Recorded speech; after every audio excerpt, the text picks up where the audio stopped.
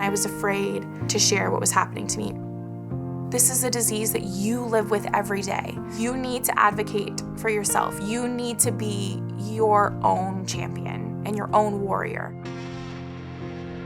I was 19 years old when I started experiencing symptoms of IBD. I didn't know that these were symptoms of IBD at the time.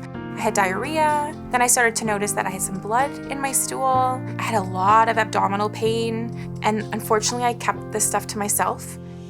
My first gastroenterologist wrote my diagnosis on a prescription paper. He didn't actually explain that this was an autoimmune disease, that I was chronically ill, and that the medications he gave me I would be on for the rest of my life.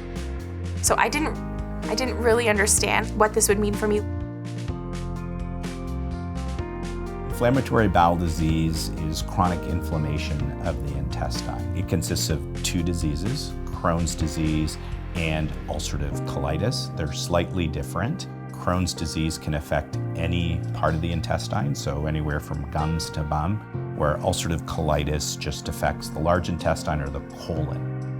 Genetics and environmental factors lead to what we call a dysregulation or an imbalance of the immune system, and that drives the inflammation that we call inflammatory bowel disease. IBD predominantly is an invisible illness. It's very hard for people to understand what you're going through when they can't see it. But, that's where I started to learn that I needed to educate myself more about IBD so that I could advocate for myself and educate my friends and family who are around me. I've taken it upon myself to be what I like to call a VIP, which is a very informed patient. I show up to my appointments with my binder and my list of questions on paper and my pencil in my hand. I want to maximize the amount of time that I'm in that appointment and the information that I'm getting. It allows me to take a driver's seat in my relationship with my gastroenterologist. That journey and relationship between the healthcare provider and the patient is so very, very important. Be honest with your healthcare provider, ask questions, really have that dialogue.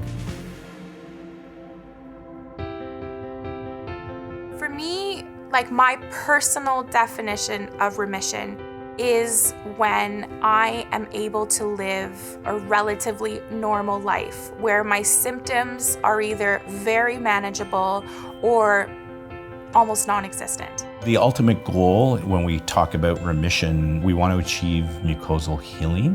The mucosa refers to the inner lining of the GI tract, and it's that inner lining that gets inflamed or ulcerated when you have inflammatory bowel disease. Mucosal healing or endoscopic remission, that's the crystal ball into the future of their disease, because we know that if we can achieve those targets, that there's a decreased chance of relapse, we know that there's decreased hospitalization, and that there's decrease in surgery.